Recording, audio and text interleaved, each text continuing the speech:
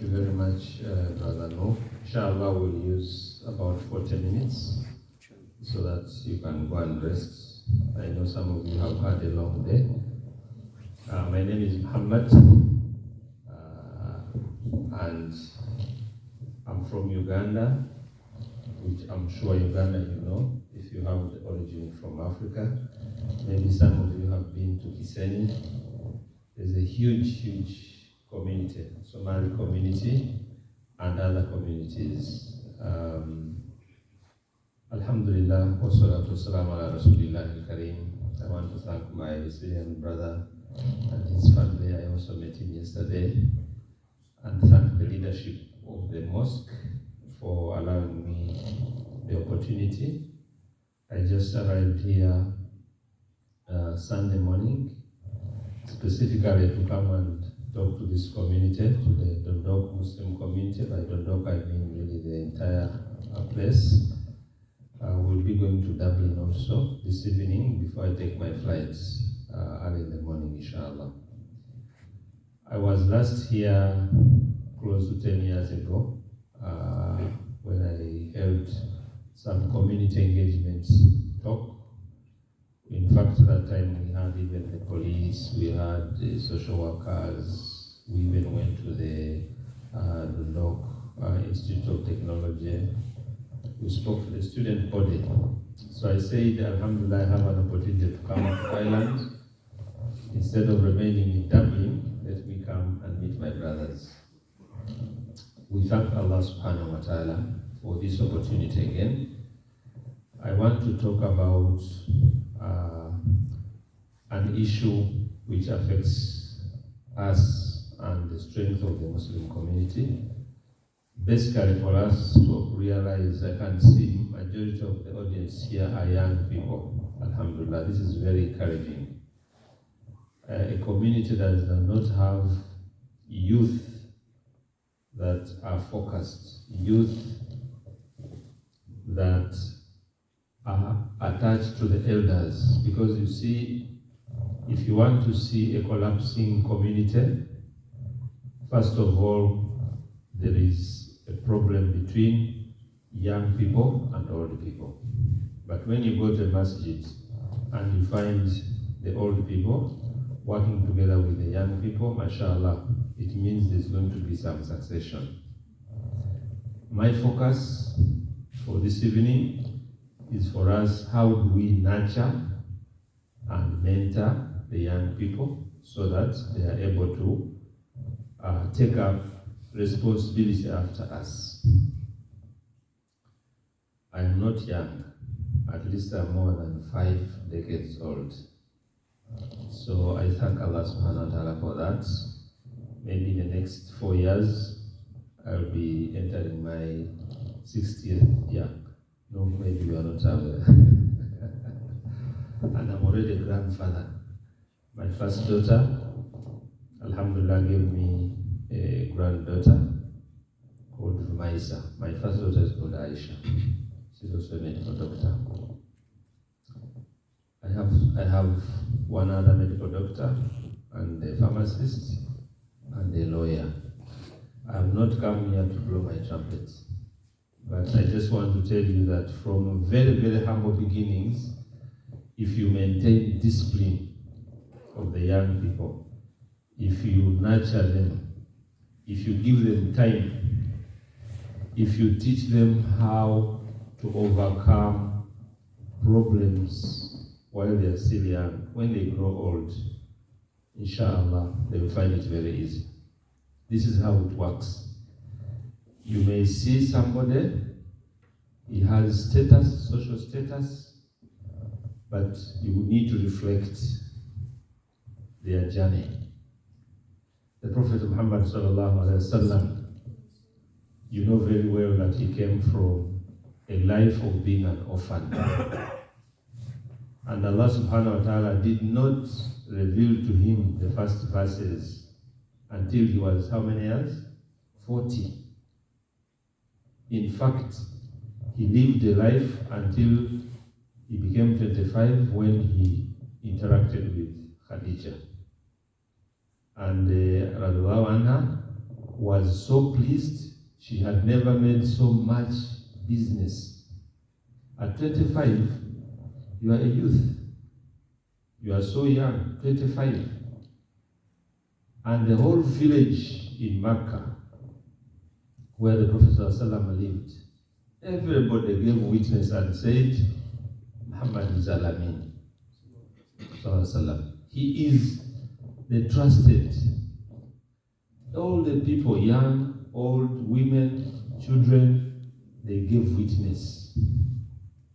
Now my young brothers, some of you are probably my sons, because my first daughter is 29. So if you are less than 29, Alhamdulillah, you have become part of my children.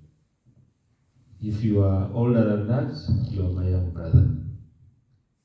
Can the people in your locality here, in Dondok or in your street or in the mosque here, give witness? Can they stand up and say, this son of mine, you know, that boy there, I don't know who is the father, who is the mother, what is his origin? Can they give witness that you are trusted?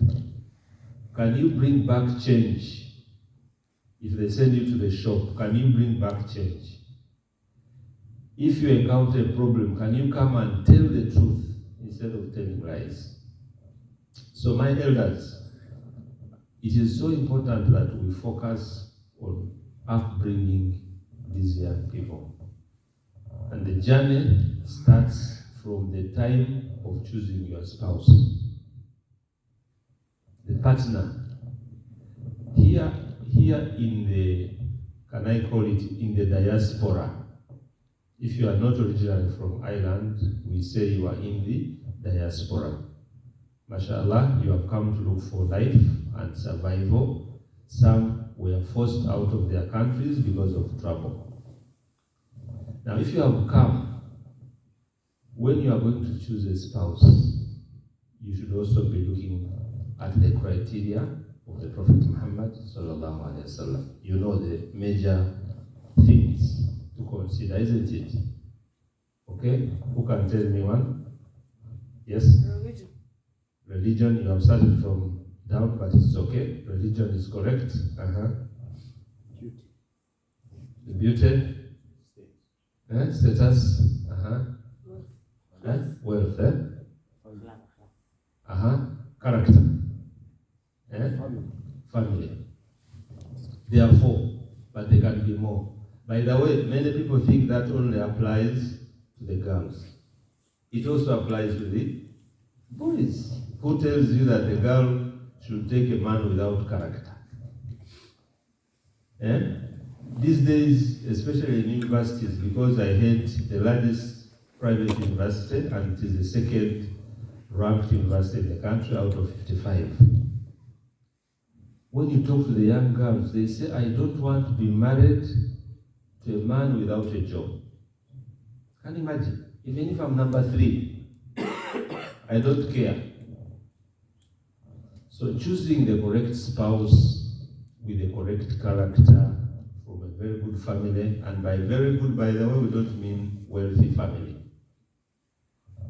Beauty is also relative. You know, you may see somebody and you say she's, mashallah, very beautiful in your eyes. And another man will be surprised and say, subhanallah, where were you? What happened? But you are so comfortable with your choice. Am I right? Yeah. That is how it is. Beauty is relative. Wealth is also relative.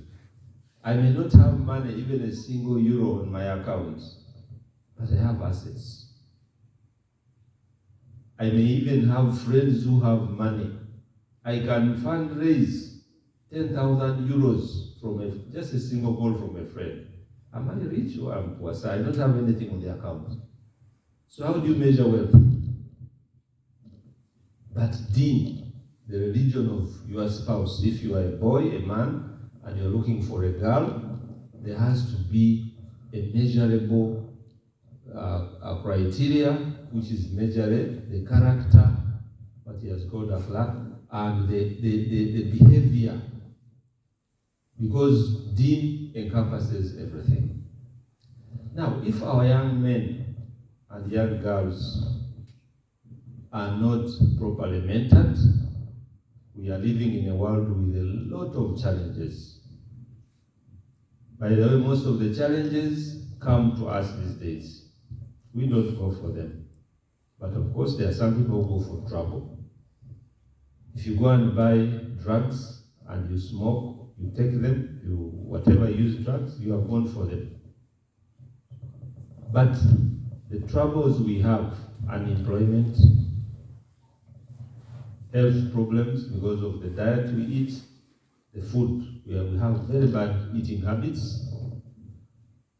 When I was growing up, we were given fish and the head, part of the head, and our mother used to tell us, whoever does a lot of work and finishes on time, when they are serving, they give you the head of fresh fish.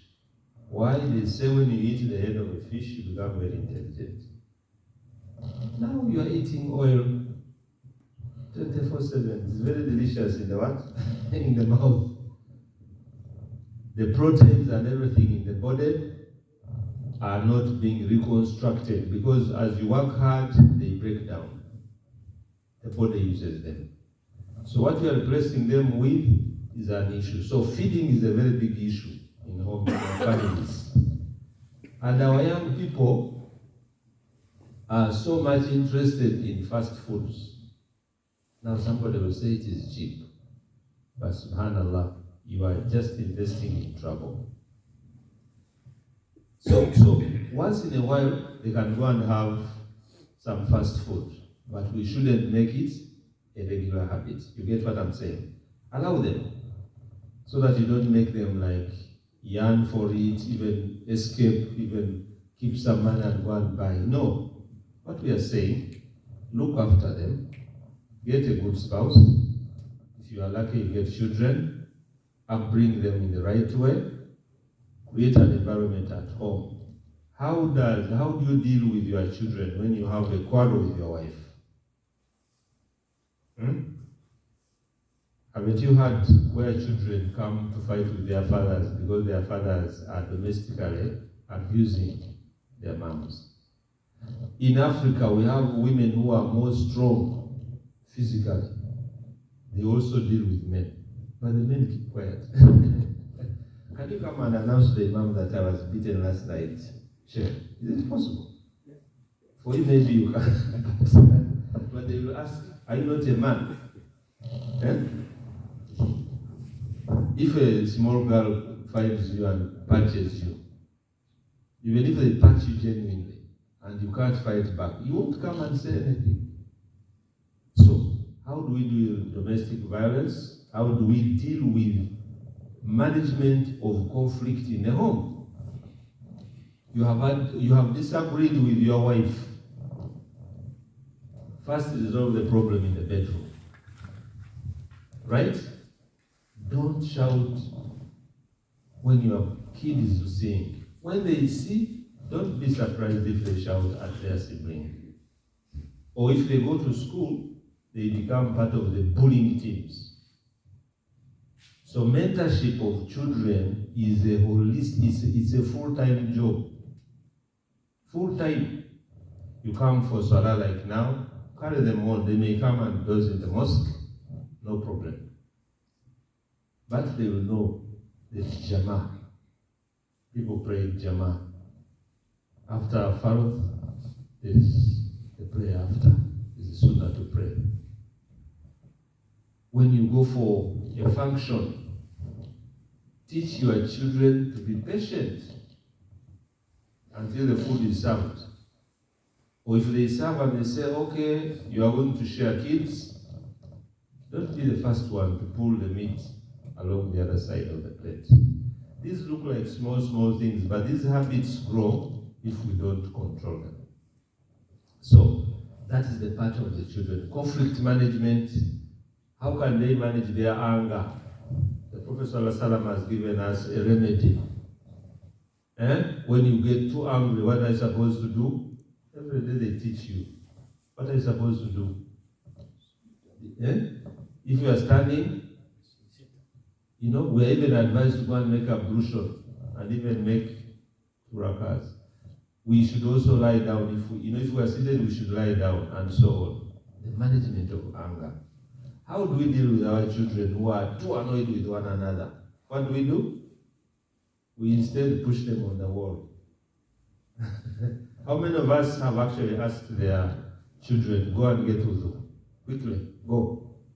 Come here and offer 2 rakahs, as taught by the Prophet ﷺ.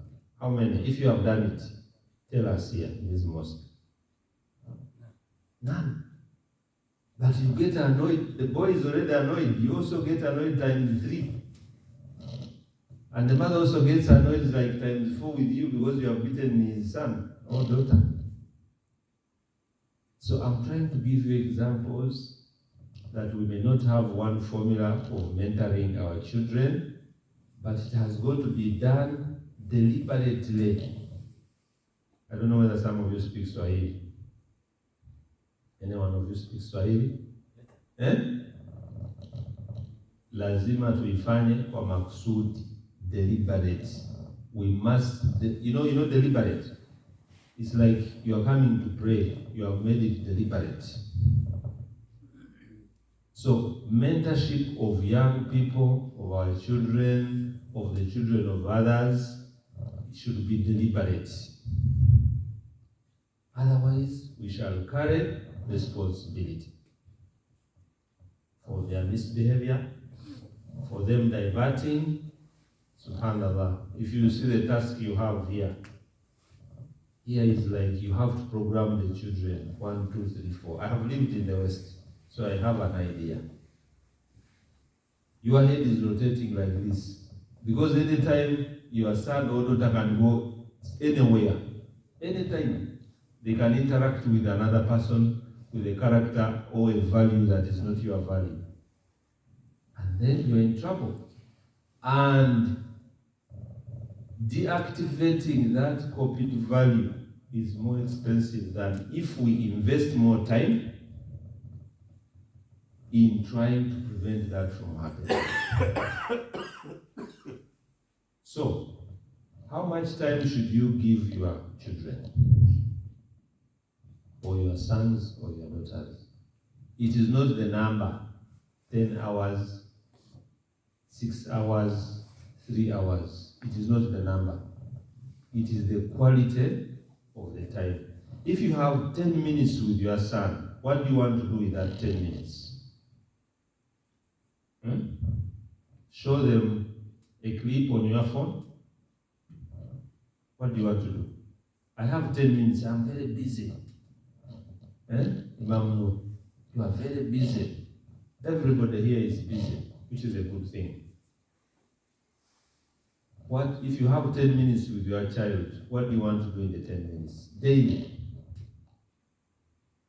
Do you want to teach them one sunnah? Do you want to come with an example and say, today when I was going to a supermarket, I saw this young boy stealing. Do you see? This is a very bad habit. 10 minutes. Have you learned? Okay.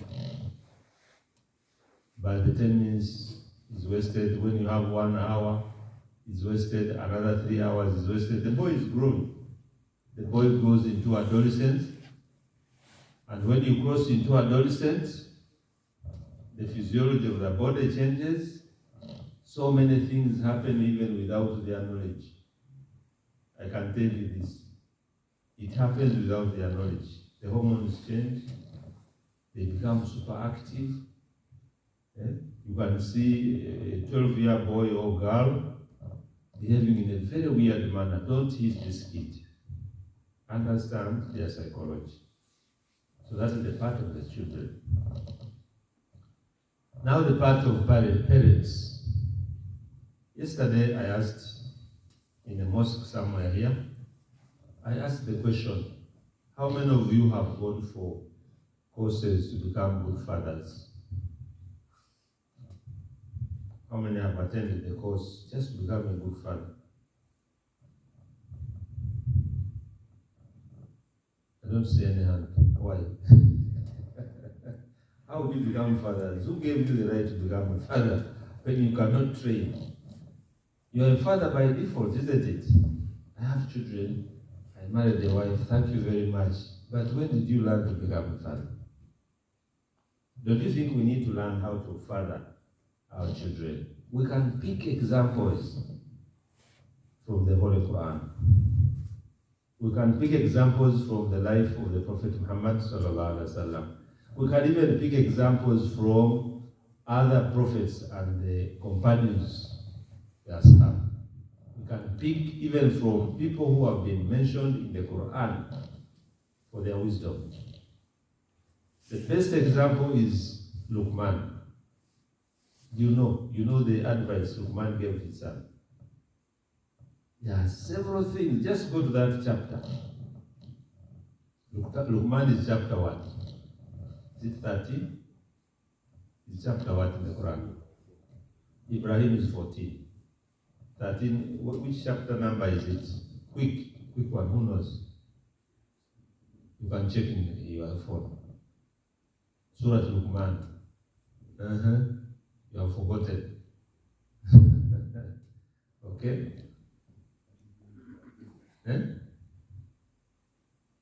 I know Ibrahim is 14. 31. It's 31. Okay, it's quite far. Not 13, but 31. Thank you. I want to urge each one of you, because look, there you can see the advice the parent gives to his son. You can see that. If you want to see how siblings, in the family, you can have children who are competing amongst themselves. For me, I'm born out of a family of 13 siblings. 12 of us are from the same mother. One is our half-sister. We share a father. But among my siblings, there is one who told me, and I'm the firstborn. There is one who told me, but you are not supposed even to be the firstborn. Can you imagine? He told me you're not supposed to be the firstborn. I'm just telling you, and this is mature. When he has matured, he has even finished university. You have a small problem in the family, and somebody says you are not supposed to even be our firstborn. Where does he get the right? So, within the Holy Quran, if you read the history of Yusuf alayhi salam, you remember with his brothers? Do you remember his story? Yes. And his father? He had, I think Yusuf is 12. Surah Yusuf is number 12, Sheikh? Check for it. It's 12, right? If you check Surah Yusuf, when Yusuf alayhi salam had a dream, stars, there are this number of stars, and one of them was doing this, and he was narrating to his dad. What did his dad say? What did he say? Don't tell her. Please, don't tell this story to your siblings. You can imagine, every day we recite this surah. They even tell us about the history there, the reason for the revelation of the verses of Surah Yusuf. But you have 3 children, you have 7 children, you have 8, you have 12, you have 2. Have you ever noticed that there is a possibility you can have rivalry in the children, among the children? When you are buying gifts, how do you distribute them? I was with Sheikh No. I was struggling, even we almost delayed for this Salah, because I'm going to take my flight. I said, now. Just last month I was in South Africa. I took for some of my children some gifts. And the one girl didn't get. She's called Mosina. And I saw just the face. So now I have to buy for her. Next time the boy will say, but this one looks better than this one. So how do you deal with it? And by the way, those are things that create enmity even among the siblings. So as fathers, as parents, please try to see how you deal, first of all, with yourself. Are you a good model in the family? In the African tradition, where do you come from originally? Somalia. Somalia. In the African tradition, when they prepare food, who takes the biggest share? Tell me. All the men. Huh? The lion portion. The lion's share. Who takes? It is the dad. You take, your bowl is the biggest. Yeah. If it is camel's meat, you know what they will give you. Right? Okay, so what are you supposed to do? You're supposed to continue eating that big dish alone. And the others can come later anyway. Inshallah, you'll get. And you eat. Those cultures we have to, because you see, if you do that, your children are also watching. So when they also get their share, they will not share with anybody. So there are certain habits, etiquettes in the family. If it is possible, you eat last. Or you invite all of them and say, can we all eat from this dish? And use the sunnah of picking and also giving. The children will learn it. So when they are at school, other children will see that they are using a different method. That's the mentorship I'm talking about. How about our wives, the mothers of our children? How do we deal with them? Do we know that actually, of course what I'm going to say, some people will disagree with it. Do we know that they are a weaker sex? We are supposed to be more compassionate, more kind to them. Just imagine the scenario where our sheikh has his wife, mashallah, halal. The wife becomes pregnant. This woman will carry the baby, first of all, before we even see the baby, for how many months? 9. They are vomiting, they are refusing food, they run out of blood. The baby is there. Meanwhile, for you are busy telling them, where is the breakfast? Why can't you make it for yourself? Go to the kitchen. But here in the West, you are very lucky. Here, every man is trained to assist the wife, because if your wife is also working or she's studying, there's food at home. If you don't cook it, who suffers? You have to go to a microwave it and so on.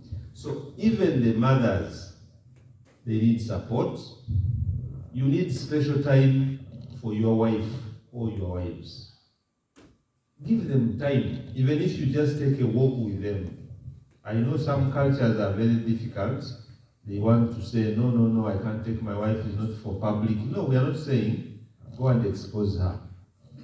Just take your 20 euros in a month and you say, come, I want to buy you some special. Go in that, what's the name of that mall where we were? Yes, there's a big shopping mall where he took me just now. And they're upstairs there, they are eating places. Go with your wife for once in a month. Go in the corner. Go in the corner. Tell the one serving you that you don't want any disruptions. Your wife will even ask you, what are we going to discuss? You say, no, we are only going to have a cup of coffee. And he did not bring those stressful stories there. Have your coffee, stay for 30 minutes or 1 hour. After that, you go back home. You will see how motivational this woman will be. How positive her mind will change. Using how much? 20 euros. Just 20. Maybe even this. Once in a while, go with her. You say, I have my small budget of 50. Let us go in this shopping mall, but just use, I want to spend 50 euros. Choose whatever you like.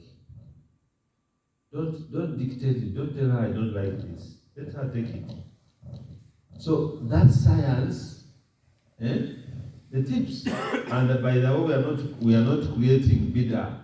We are not innovating in Islam, in family life. The Prophet ﷺ even used just to do simple things like racing. He used to race One time he allowed Aisha to win. Aisha jubilated. But another time he also showed her that he can do what? He can win the race. So we don't need a lot of money, we don't need a lot of science to manage our families for the future. All of us are becoming old, some of us, but the young people, inshallah, are going to take responsibility. As I wind up, let us put Allah subhanahu wa ta'ala as the first in our families. Number one, and the children should know that, the husbands, fathers should know that, the mothers should know that. Number two, we have to have a deliberate plan for our children. On a daily, if you don't have time on a daily, at least every 2 days, add a certain value to your children. Number three, let us use different approaches to encourage both our children and our wives or husbands to make sure that we remove stress in the homes. There's a lot of pressure, economic pressure, there's political pressure, there is the media. Sometimes you watch the news and you feel depressed. That alone can create problems in the home. And your mood changes, you cannot perform your functions as the head of the family because of that. Last but not least, let us try as much as possible to improve our eating habits because they affect our health overall. I thank you very much. May Allah subhanahu wa ta'ala give us another opportunity to share, inshallah, and we ask him to give us guidance, to protect our children, to strengthen the ummah, to make this Muslim center grow big and attract more people so that it becomes a springboard for the development of the community here in Ireland, inshallah ta'ala. Wassalamu alaikum wa rahmatullahi wa barakatuh.